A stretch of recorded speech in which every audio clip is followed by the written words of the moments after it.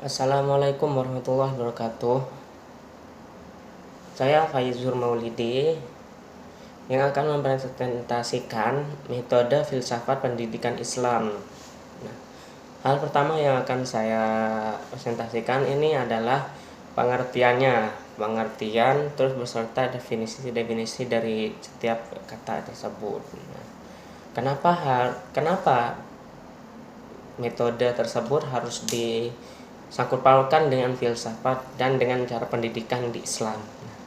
Kok tidak dengan filsafat saja? Kenapa harus pendidikan itu disangkut pautkan dengan filsafat?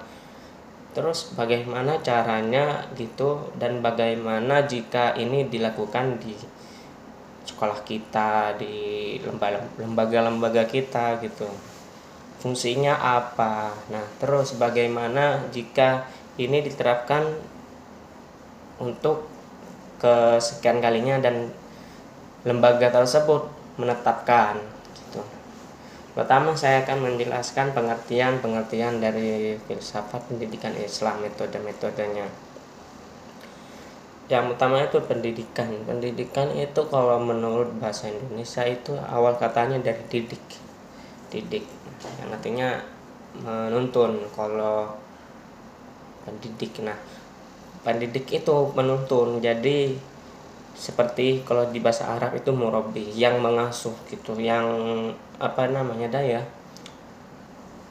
bagaimana kita itu menuntun suatu peserta didik untuk menjadikan bahan pembelajaran atau memberikan edukasi yang benar dan tepat sesuai dengan kaidah-kaidahnya gitu. Adapun hal dari bahasa Yunani itu yang ini artinya logos. Pendidikan juga bisa diambil dari bahasa Yunani yang bahasanya yaitu logos. Artinya pendidikan juga logos.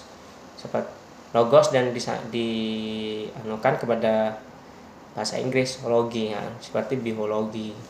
Pendidikan tentang lingkungan biotik, biologi itu seperti psikologi. Pendidikan tentang fisikal kita, pemikiran kita, seperti itu. Adapun hal pengertian pendidik ya, seperti pendidik itu adalah panutan. Ada yang bilang pendidik itu adalah sebagai panutan. Kenapa? Karena yang mengajarkan semua pelajaran dan menjadi bahan cerminan gitu. Banyak orang mengatakan kenapa pendidik harus begini, kenapa pendidik harus begini, yaitu karena itu sebagai pendidik, bukan sebagai peserta didik. Kalau emang peserta didik, kita harus mengikuti apa kata pendidik gitu. Karena kita bahas pendidik, jadi kita harus jadi pendidik itu ya bahan contoh dan panutan, cerminan lah gitu. Nah, ini kenapa harus disangkutkan kepada filsafat? Filsafat itu kan gini, filsafat itu menurut definisi itu kan berasal dari bahasa Yunani, filosofi artinya kejadian alam atau fenomena alam juga bisa, artinya tuh seperti itu juga bisa, atau kebebasan dalam berpola pikir itu juga bisa, artinya ada juga. Dan juga bisa hubungannya dengan pendidikan Islam dan filsafat gitu. Kita harus berfilsafat dalam pendidikan Islam. Apakah gitu butuh? Ya emang, karena tidak semuanya, semua sistem pendidikan di Indonesia ini kadang kurang dengan kriteria anak-anak di Indonesia gitu. Kadang kita membutuhkan ini, kadang kita membutuhkan bimbingan sesuai dengan kitab taklim muta'alim. Kadang kita butuh tapi dicampur adukan dengan sistem-sistem di luar gitu. Kadang ada, kan dalam satu kelas itu tidak mungkin ada beberapa orang yang harus memahami dengan sistem-sistem yang ada di lembaga tersebut, tidak mungkin. Nah, ini pengertian dari metode filsafat pendidikan Islam gitu. Jadi ada kalanya di mana pendidikan Islam itu juga dibutuhkan sebuah kefilsafatan gitu, sebuah pemikiran yang luas gitu, akal sehat yang luas. Jadinya kita tidak bersangkut pautkan dengan satu-satu itu, metode-metode itu. Jadi tidak. Nah, bagaimana jika kita ini tidak menggunakan filsafat tapi metode-metode kita dilakukan gitu. Jadi tidak ada paksaan karena ini sebuah metode filsafat gitu.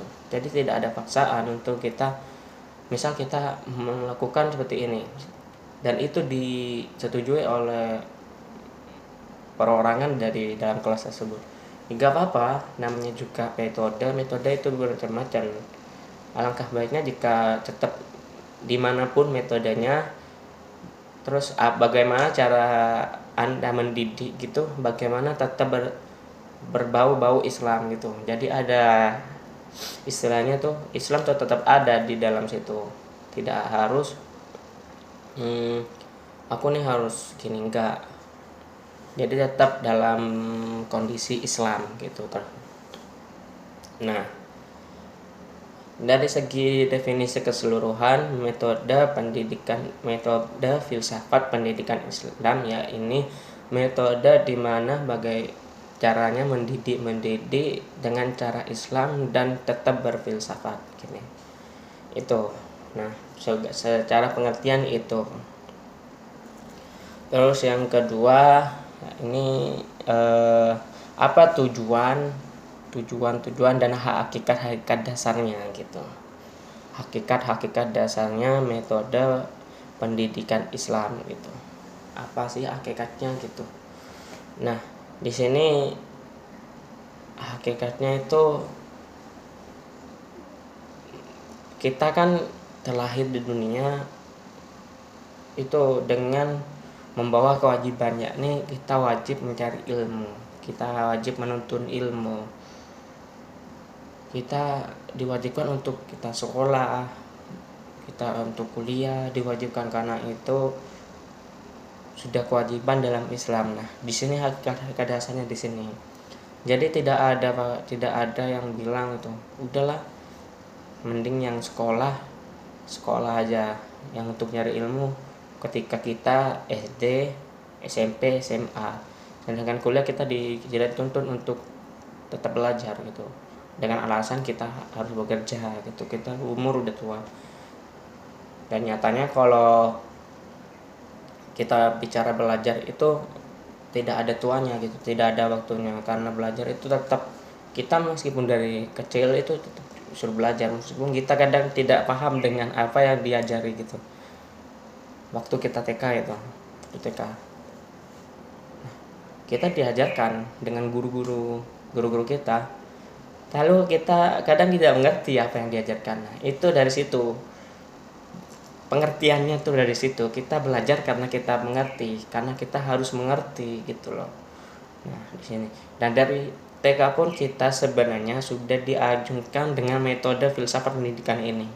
Yang pertama kalau ketika kita TK ini pemikiran dengan anak kecil sama seumuran anak-anak, berarti di TK itu kita pemikiran anak kecil itu kan kadang gini, lurus-lurusan gitu loh. Jadi lurus-lurusan untuk apa yang ia lakukan akan langsung bermunculan di otak gitu. Itu kalau anak kecil. Apa gimana hakikat dasarnya? Nah, dari sini sudah ada ditanamkan dari kecil bahwasanya kita belajar dengan metode filsafat pendidikan, dari belajar kita filsafat pendidikan Islam gitu. Nah, kita dari anak kecil tuh kalau udah disuruh gini gitu. Nah, dari sini kita diberi kebebasan dari guru gitu. Kita harus memberikan bahwasanya anak TK aja harus berpendidikan gitu loh. Makanya kita disekolahkan gitu. Anak SD pun juga begitu, tapi anak SD tuh kadang bertahap dari kita anak kecil menjadi remaja gitu. Nah, di sini hakikat dasarnya dari kita nih wajib mencari ilmu gitu. Nah, dengan apa? Kita harus menjadi pendidik, harus memberikan metode, harus memberikan fasilitas ilmu serta pengetahuan yang cukup gitu loh. Jadi tidak kita buru-buru harus seperti ini, enggak, ada bertahap. Nah, ada tahap demi tahapnya gitu loh. Lalu yang terakhir, macam-macam metode pendidikan Islam, metode filsafat pendidikan Islam yang sesuai dengan saya tulis itu. Metodenya itu ada dari segi dakwah, terus mengajar.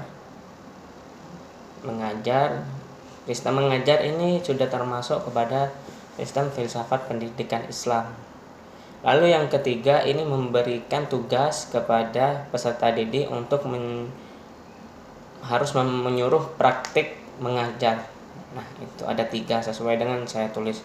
Yang pertama dakwah sudah jelas bahwasanya dakwah itu seperti yang saya katakan tadi. Dan satu, dakwah itu tidak mulu-mulu kita harus menggunakan materi, enggak, dengan perilaku kita yang baik dan waktu dicontohi itu sudah sesuai dengan dakwah gitu.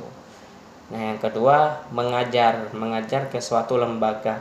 Nah, di sini lembaga-lembaganya bebas, lembaga informal, lembaga informal itu terserah. Nah, jadi dengan mengajar kita sudah menjalankan metode itu, juga termasuk dengan metode filsafat pendidikan Islam itu. Nah, yang ketiga,